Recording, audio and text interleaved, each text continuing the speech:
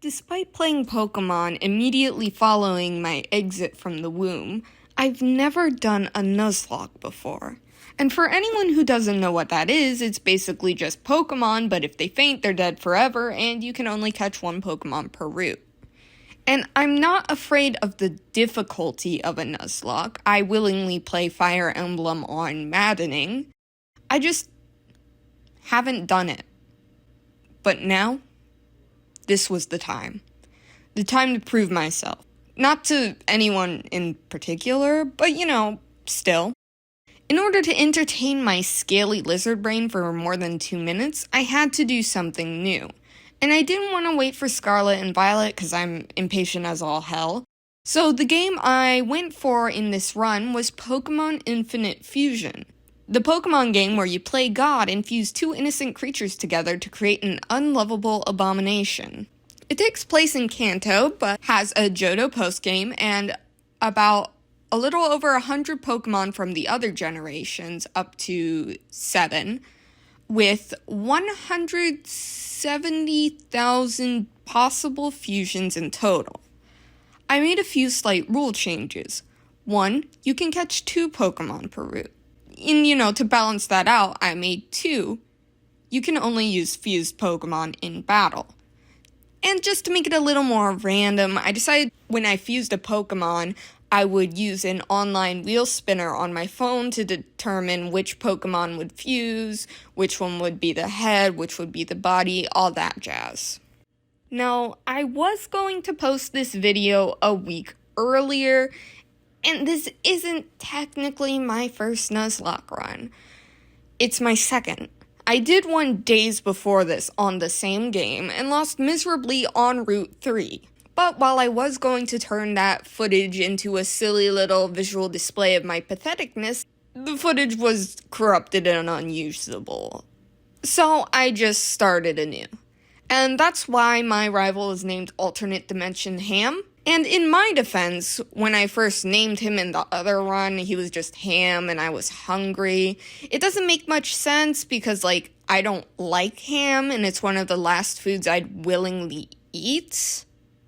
This game also gave me the ability to choose which set of starters I wanted to use. And I went with one of my favorites out of the 4 options. And most people, they pick Cyndaquil or Totodile. But I'm not like other girls, so I picked Chikorita, the one that nobody likes. I then proved my love by naming him Reject. Alternate Dimension Ham tried to assert his dominance by fusing Cyndaquil and Totodile, and then he did assert his dominance by curb stomping us against the ground. Alternate Dimension Ham then spit on us and said the classic, "Smell you later," and before I had the chance to tell him to smell some bitches, he left. And a quick interjection here, something you will notice about my footage going forward in this video, or maybe you've already noticed it, it is very laggy. My computer that I am recording on and editing videos on currently is my shitty one, considering my good computer is across the country right now, so please bear with it. I then ran an errand for Professor Oak and finally got some balls, of the Poke variety, as well as a DNA splicer. In Route 1, I ran into my first encounter who almost murdered me in cold blood and then was named appropriately. I then went to the Pokemart and I got a free Pukumuku, and I'm a beggar, not a chooser, but the end result was this. Still, with the typing advantage against Bronk and also Misty, and nulling out the power of my rival starter, I was pretty solid. No Stopaha then gained the ability to fly, and I smushed 2 worms together to make a super mega friend-shaped worm. Compared to my previously amazingly short run, I was doing so much better. Obviously, that didn't last long. In my infinite wisdom and good memory, I went down Route 3. You see, the only Gen 1 game I've ever played was Let's Go Eevee.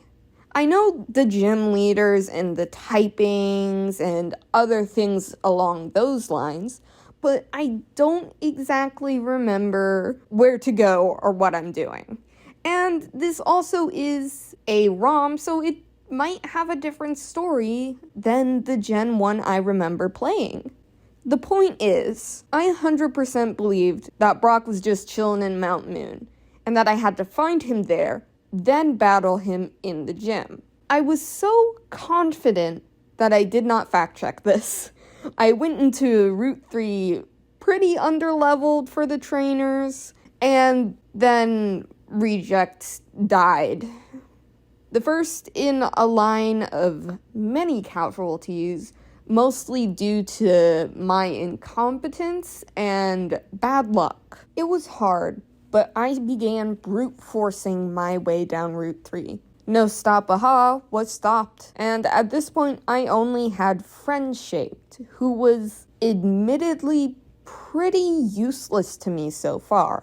I also had Your Mom in the PC, but he was really just there in case I needed to use the move Self-Destruct. At level 10, Friendshape evolved into the Beedrill Butterfree combination, and it learned Confusion as well as every single fucking status effect in the game. This was my one and only saving grace. I paved the route to Mount Moon with blood, and then realized that Brock wasn't there. There's a lady blocking the entrance to the mountain, and he was just in the gym the whole time. I'm dumb. Friendshaped was the new god of this Nuzlocke, and I had a simple, foolproof strategy to beat any trainer that stood in my way. Sleep powder, focus energy, confusion. Also, with a neat little introduction to gym battles in Infinite Fusion, Brock told me that I could only use 2 Pokemon, the amount that he has. This goes for all other gym leaders, so if the gym has 3 Pokemon, you can only use 3 Pokemon, so on and so forth. But the joke was on him. I only had 2 Pokemon, anyways. But we won despite our lead Pokemon being weak to rock moves.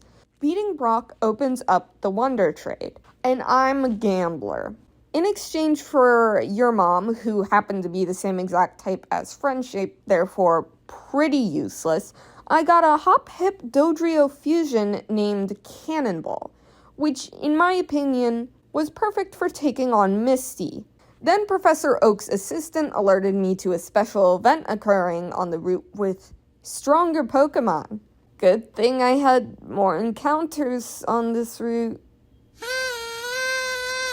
Finally, we could enter Mount Moon.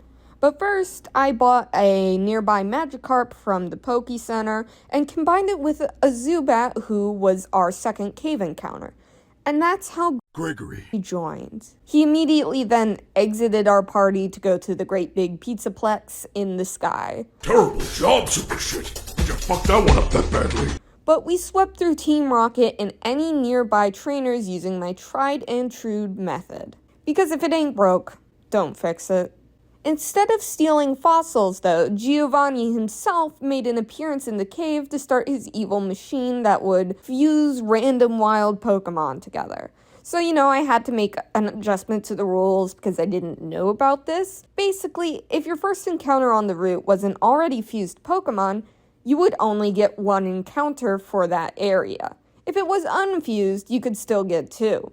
I picked up a fossil out of obligation and left the cave. On my way out, we caught the second half of what would be our new Pokemon from Route 4, Sandussy. We then ran to Route 5 where we caught Baby, delivered a love letter, and then beat up an old lady. Give me your fucking money! Entering the Cerulean City Gym, I was prepared with Cannonball, and despite their lack of a grass-type move, I was confident that we would at least be able to tackle them into submission. Then I immediately got one-hit KO'd by an Ice Beam. But I made it to Misty, which was another 2 Pokemon battle. Going in, thinking of a strategy of my 3 Pokemon, I obviously chose friend-shaped, and then baby, because baby needed experience, so I just put the XP share on them, and then, only used friend-shaped during the whole battle. I was fairly confident that, despite the game getting harder and friend-shaped getting weaker, they could still demolish her Misty's entire existence. Which worked. It happened. It just took a long time. Alternate Dimension Ham made his big return, and I was ready to kick his ass 7 ways to Sunday. I then took over Nugget Bridge, and then made another confusing mistake. So before I beat Misty and Ham, I went down to Route 5. Going down there, the tunnels were locked, and I assumed they still were after I completed those 2 battles. In my own twisted logic, the only way of progression would be to get the HM cut. I then spent 7 hours doing basically nothing for no fucking reason. I legitimately thought that if I helped Professor Oak's assistant catch a super rare Pokemon of the route that required you to, change shit, I would get the HM cut, and then I could move forward. Did I forget about the SSN? Yes. I also did go up to Bill's house for, no reason other than I thought maybe a city would be up there, which, I could have checked the map, but this is where the game crashed more frequently, so I turned on autosave since I didn't really want to have to repeat Nugget Bridge for the 3rd time. There were a few more quests in Cerulean to complete. One woman wanted to see a native Johto Pokemon, and that probably wasn't going to happen anytime soon unless she wanted to see the rotting corpse of my rejected son. Anyways, I finally figured out where to go, and I soldiered through. I made it to the route above Vermilion. On this route, I caught Misery XCPR. I also had some leftovers from my Nugget Bridge encounter, or the area right next to it, and I traded that for my new and improved starter Pokemon, Girl Boss. Now, at this point, the crashes were just becoming more frequent. There was this one double battle with the hikers, and, whenever I triggered that one, it would crash. Fortunately, that battle is skippable. However, there was another battle that kept crashing. Of course, this one happened to crash after I beat it, 6 times. And this was the mandatory battle that you do before entering Vermilion. Now, the most likely issue at this point is that my computer can't screen record while the game is up. If I booted the game up without OBS or Twitch Studio running, it was perfectly fine, not laggy, and didn't crash. This is where I decided to stop the run, temporarily. I do have a good computer, but it is unfortunately across the country right now. I will have access to it in June, which is when I will continue this Nuzlocke run. I'm gonna do it, just not now. Personally, 5 hours of gameplay became over 24 hours of me sitting on my computer while it lagged horribly. And that is just too time-consuming at the moment when I know it could be running better. So I'm gonna wait, I'm gonna come back to this. If you like the video, like and subscribe, so that way you can come back in a few months and see how many more poor innocent creatures I make into abominations and then inevitably kill out of my stupidity. Thanks for watching.